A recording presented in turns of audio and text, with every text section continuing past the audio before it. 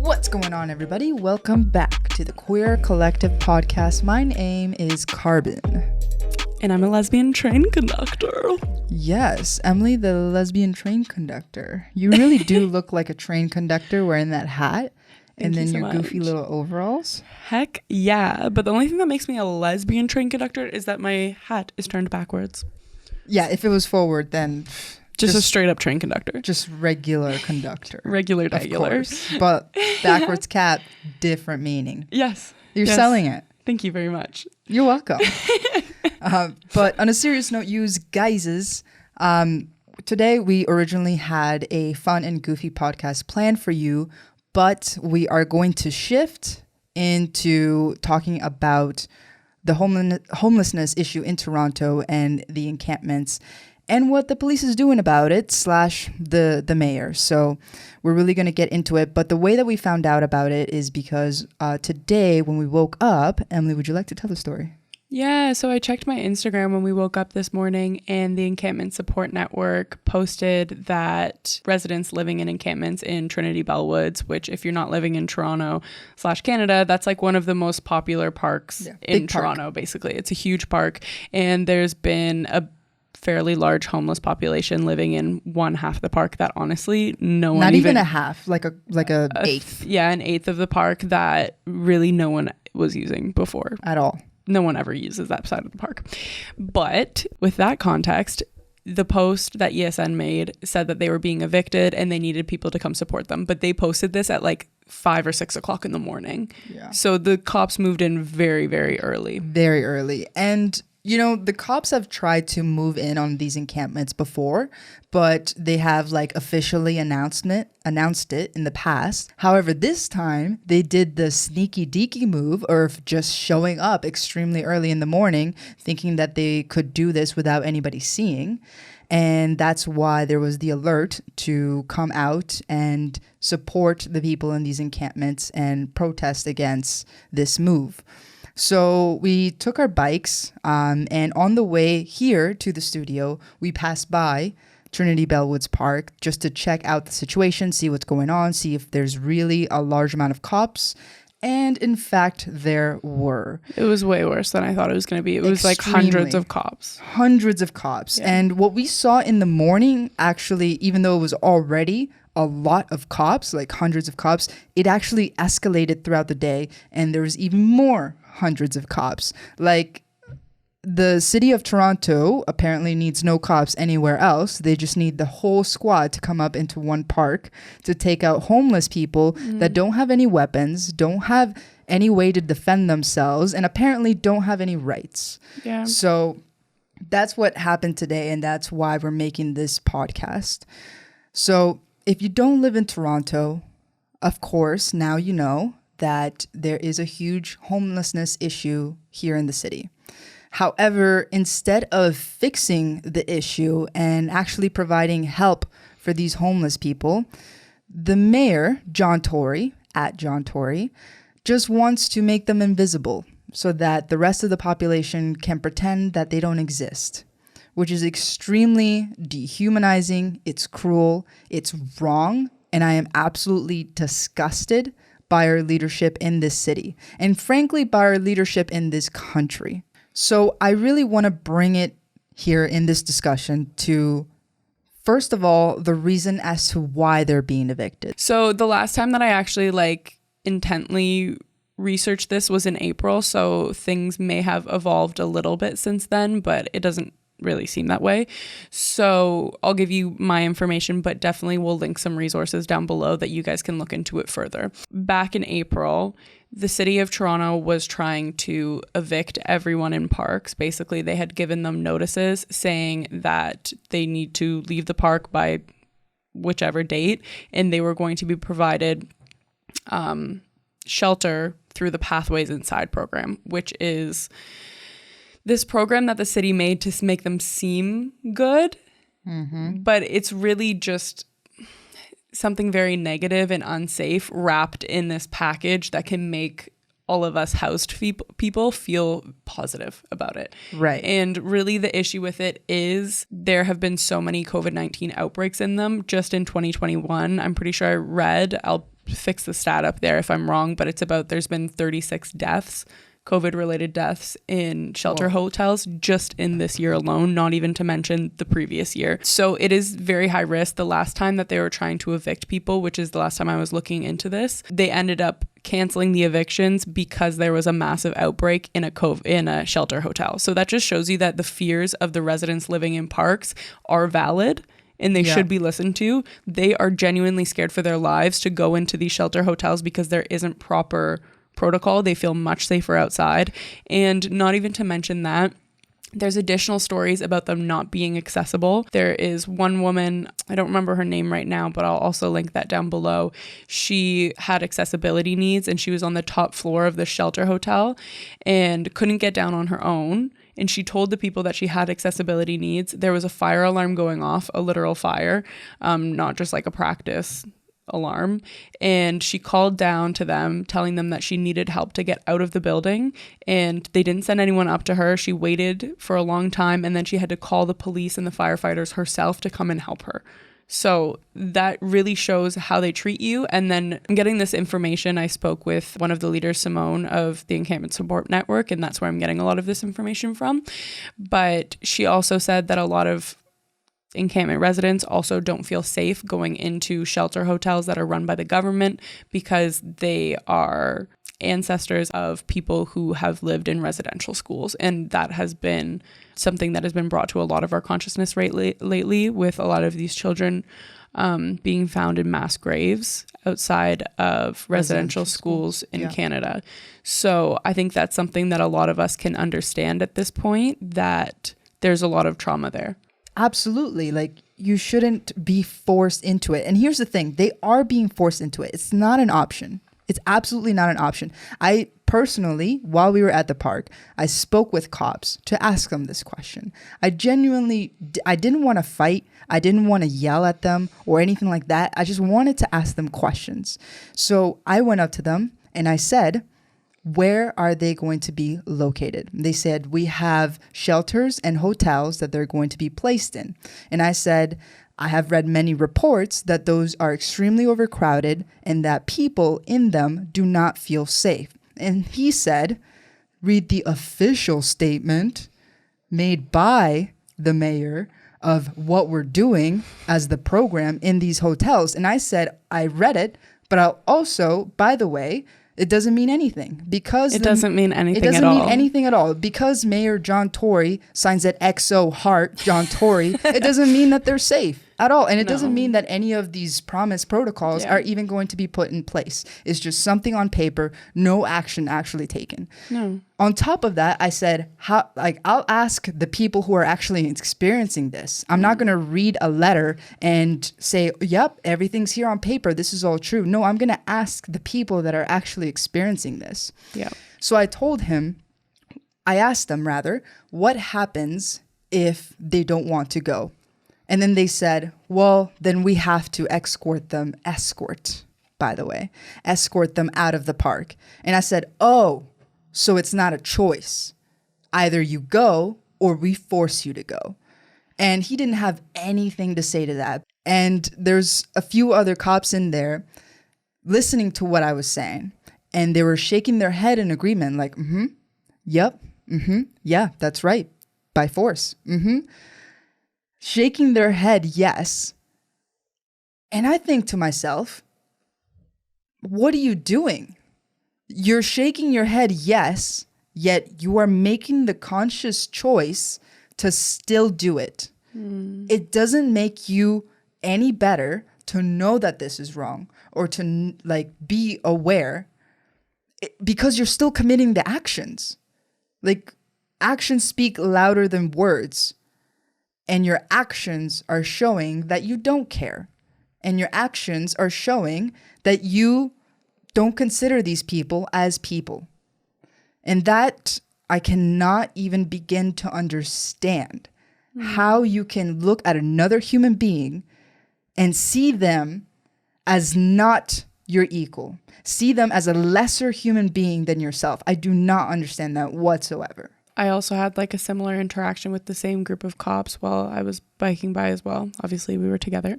And I said, like, what you're doing today and what you're taking part in is disgusting. And one of the cops said, I agree. Then what are you doing? Yeah. Like, why are you there? If you know that what you're doing is disgusting, why are you there? I had one of those moments where you bike away and then you regret and wish that you had said something. Exactly. And I do wish that I told them, like, if actually reminded them of their position of privilege. They are police officers. John Tory, Doug Ford. John Tory is the mayor of Toronto. Doug Ford is the premier of Ontario.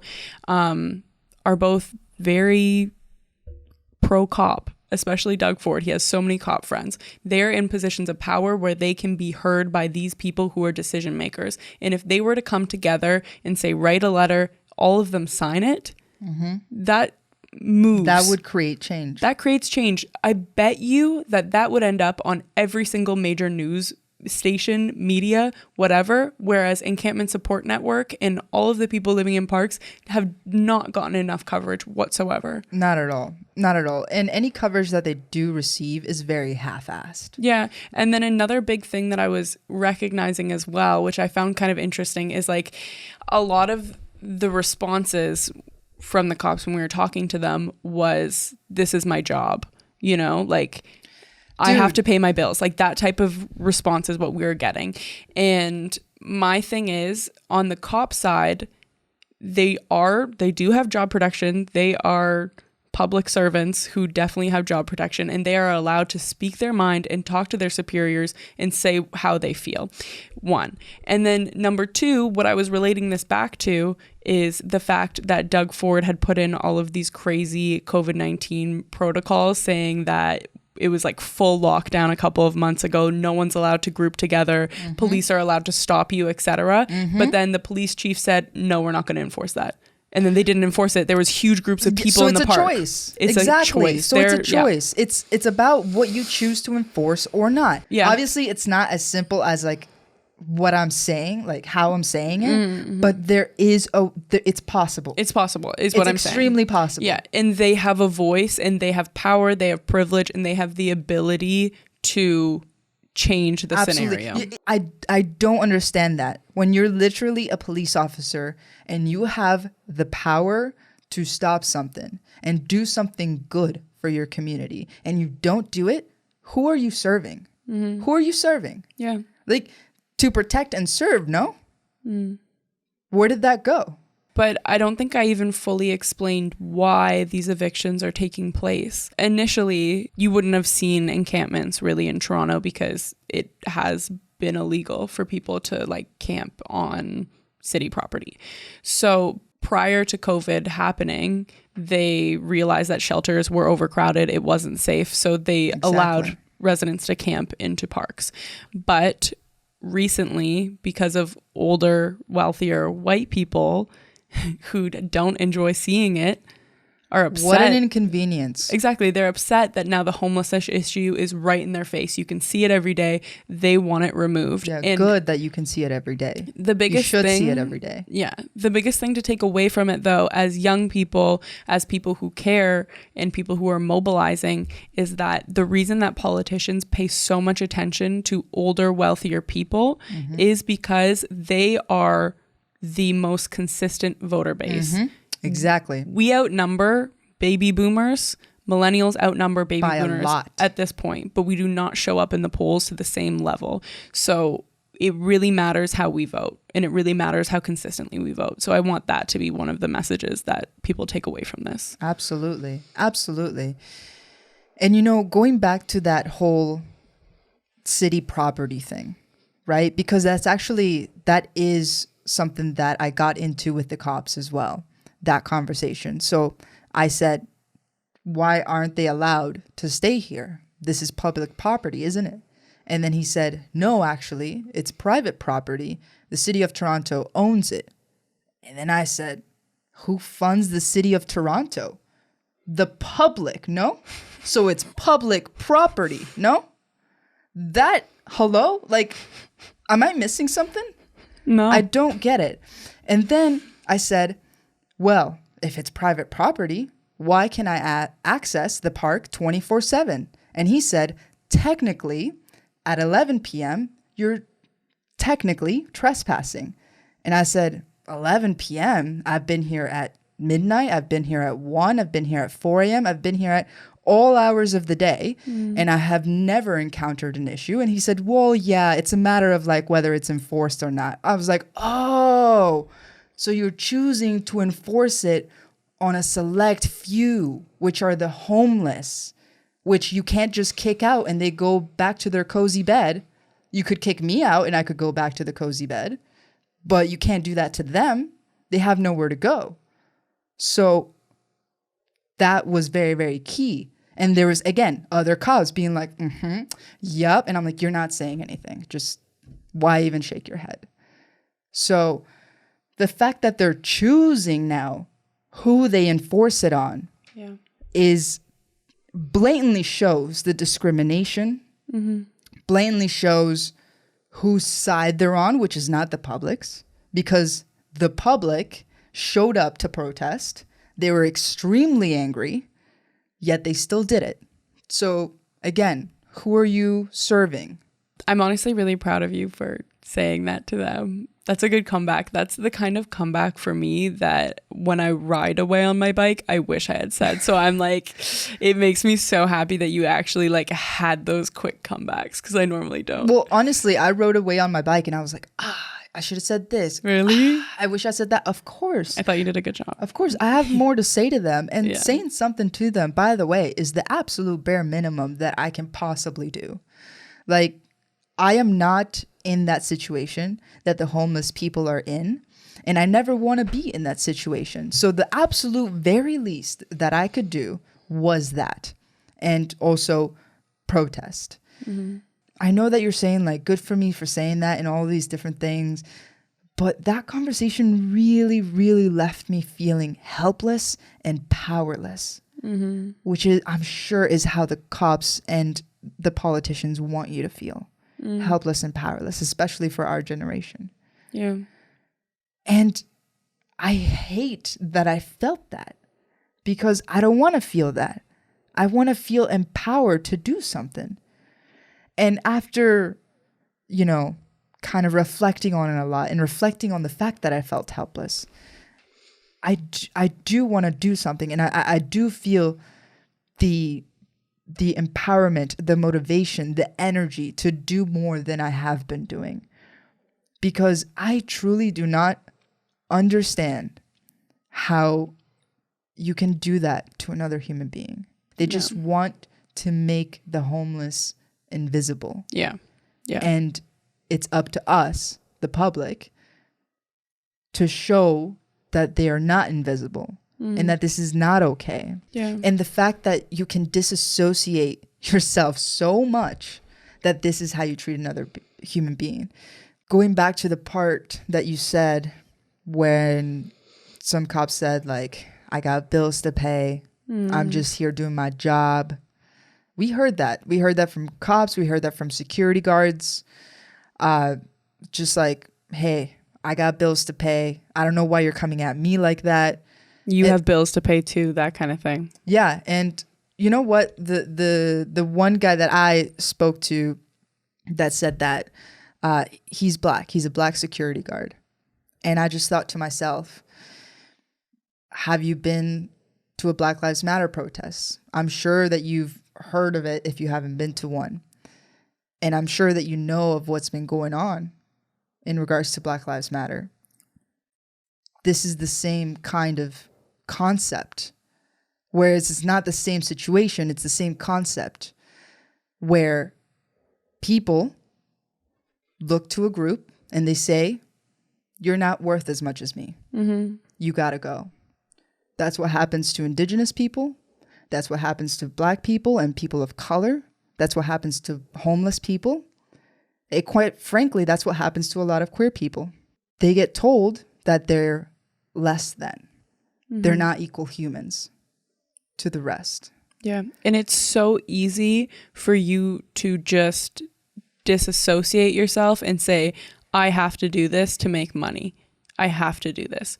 Not necessarily. It's not necessarily the truth. I don't understand. Like, here's what I do understand. I do understand that a lot of people have bills to pay. I understand that. I understand that maybe you're not in the best financial situation. But to put down someone who's in a worse situation than you in order to get ahead, I truly don't get it. How can you justify a human being to a paycheck? And it makes me scared for our society because, quite frankly, I truly believe that our society is sick. And so many of us need to begin the healing journey in order to get to a better state of being and a better state of existing and a better state of society. Yeah. But is that possible?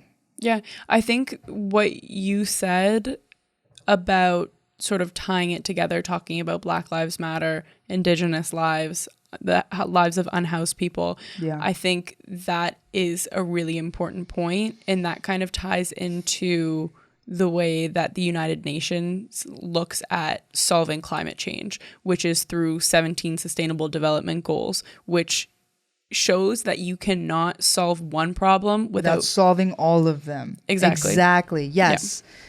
Yeah. Part of saving the planet is solving homelessness, is absolutely abolishing racism, classism, sexism, hate against LGBTQ2S plus people. It's all of it. You can't fix one without the other because they're all connected. Yeah. Every single one. So how can you stand for one thing and not stand for another? Like you're just like missing the point. You're missing how everything connects. You're missing how everything literally works together. Nothing works on its own.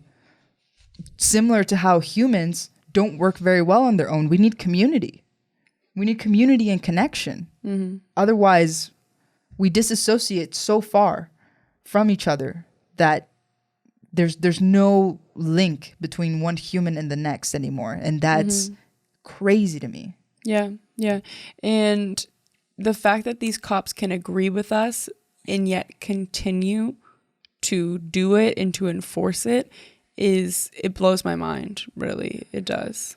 Say you have a wife, a husband, a non-binary partner. Say you have a dog, a daughter, whoever, that just family that you love, right? And you truly love them. How is it possible that you can love them and have no regard for any other human being? Again, that goes back to disassociation. It goes back to the disconnect. Like, how are you so self-absorbed and focus so much about preservation? That's it. Thank you. Self-preservation. You're always there when I need you. I got you. But yeah, self-preservation, man.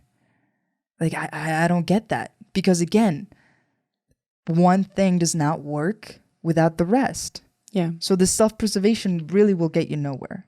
And man, I really wanted to ask the cops this question. This is one of the questions where it's like you said, like I biked away and then later on I was like, I should have asked that. That was good. Yeah. So I genuinely wanted to ask this question and to the cops. And the question was, why are you a cop? And not in like a rude way, a pretentious way, an aggressive way, anything like that. Just genuine interest. Why are you a cop? Is it the power and the status? Because, cops, they get compensated well, but they don't make like the most money that you can make. You know what I'm saying? They don't get paid this crazy amount. So to me, I'm thinking it's probably not the money. So is it the power? Is it the power and the status? Or do you actually want to help people? Because if you actually want to help people, you're not doing it. You're not helping who you're supposed to be helping. You're supposed to be serving the public. Yeah. You can't just pick and choose who out of the public to serve. That's not what serving the public means. And that's not what to protect and serve means. And that's not helping people. So you can't pick and choose. You can't pick and choose. So if you really want to help people, you can't pick and choose. You can't say this is okay, because it's not. Yeah. It's okay for people like us to go and sit in the park overnight.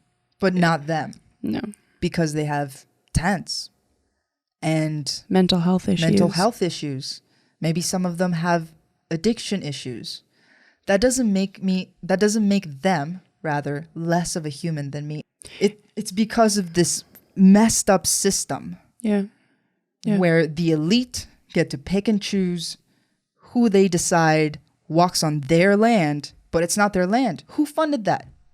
The public. Taxes. We pay those. So it's ours. And by the way, private property is just an absolute fabrication of our imaginations. It doesn't actually exist. When you die, you don't leave with your property, okay? So get that out of your head. We're all on stolen land anyway. We're all on stolen land. So, don't even get me started. Oh, wow. This is a multi-layered conversation about property, but yeah, it's for another day. We can get into the whole property thing another day. And another piece that I do want to add in, just because we did say that some of these people have addiction issues, some have mental health issues, which is true, but also due to the pandemic and due to so many evictions, like in rental properties, the homeless population isn't what you expect it to look like anymore. You would be surprised with who is homeless now, because of COVID-19. Yeah. And I will personally say, from walking through that area so often, they're not a nunuisance. They're not. It's very Who's complaining about it? I read an article on BlogTO. It's like some people say they talked about like somewhat about the parts that are bad about evicting the homeless population there. They didn't go into as much detail as I would have liked. It was very like surface level. Yeah. But there was this one part at the bottom where it was like some people say that the homeless people living there is making it a little like less safe, and it's making it like look sketchy, and that they don't want to go in that area anymore because of it. And I'm like, in my head, I'm like, whoa, what a nuisance to you. So bad that you're so like you're experiencing this inconvenience where you can just go home and sit in your amazing bed with blankets and like a hot shower. In your $1 million home. So inconvenient for you. But on top of that, the homeless people at Trinity Bellwoods Park are not a nuisance. They are not disturbing. They're not doing anything wrong at all. Like we will bike through there. Like sometimes we finish shoots really, really late. We have finished at 1 a.m., 2 a.m. We've been there at all hours of the day. And anytime that we pass by that area, whether we're biking or we're walking by, like slowly, we're not haste walking with our heads down or anything like that. We're just chilling, like just walking around. They have never, ever given us any issues ever. It's quiet and dark at all hours. It's quiet and dark. I would say people our age on the other side of the park are much louder playing music on their speakers. The real nuisance is the high school teenagers that get in the park and get like super drunk, wasted. They're the nuisance. But they're allowed to do that too. I'm not saying kick them out. It's honestly the only place where that rhetoric comes from is from just prejudice. You know, and people making those assumptions without actually talking or walking past people. Like why don't you have a conversation? Exactly. They're looking at the situation only through judgment. Absolutely. Yeah. And it's those people that say, oh, this part of the park is dangerous because of them. I bet you, I can almost guarantee you, like 99% guarantee you that none of those people have ever actually had a conversation with anybody in the encampments. I'd say I'm more afraid of you, Linda. John Tory, Joe Cressy need to leave office. They need to be voted out of office. And this is where I want to end the podcast. Because like you mentioned, millennials, Gen Z, who are now coming into legal age to vote need to mobilize and vote. Mobilize, vote, protest, support where you can, because we far outweigh the people that don't want to see positive change. Yeah. We far outweigh them, but we need to freaking vote. Yeah. We need to vote. And if you think about it, all of these laws, like people like our grandparents' age, even our parents' age, they came into a world where school was next to nothing. It costed next to nothing. Yep. It costed next to nothing as well to buy a home and to start a family. And now they have accumulated so much wealth. Yep. And the government is still funding them and helping them through their retirement and everything, but they've left our generation to suffer. Yeah. And they're leaving homeless populations to suffer. They're leaving all of us behind. Meanwhile, they're still taking care of the quote unquote greatest generation. Vote into office the people that actually represent the issues that you care about. Yeah. And talk about it, stand up for it, talk to your parents and your grandparents about it. I know that it's a challenging thing to talk about. I've had those hard conversations with my parents where it's like they, I guess, view cops as kind of like that hero figure because that's what they were raised to view them as, right? So having those types of conversations with some of my parents has been challenging, but it's an important conversation to have. It's important and it's worth it. Yeah, because then it changes the way that they go and talk to their friends and the way that their friends go and talk to other people, you know, and it's like, it really does trickle down. It does trickle down. And keep in mind that even when you feel like something's going in one ear and out the next for the person that you're talking to, it does have an impact, even if it's small. And then if you keep bringing up that conversation, it'll have a bigger and bigger and bigger impact. And that is our job, because clearly politicians aren't looking out for us. Cops aren't looking out for us. So we have to look out for each other and then vote into office those people that are also looking out for us. It's about community, baby. Community. So I know this is a heavy topic, but it's so, so important. So I hope that you gained something out of it. I hope that you found value in this podcast. And if you have any thoughts, comments, or opposing views, even those, yes, please let us know in the comments, because we are absolutely open to discussion. We're open for new perspectives. So leave those comments down below. With all of that being said, you guys, that is it for this podcast. Please make sure to hit subscribe and like the video, because it really helps out with the YouTube algorithm. And with all that being said, we will see you in the next pod. Peace. Goodbye.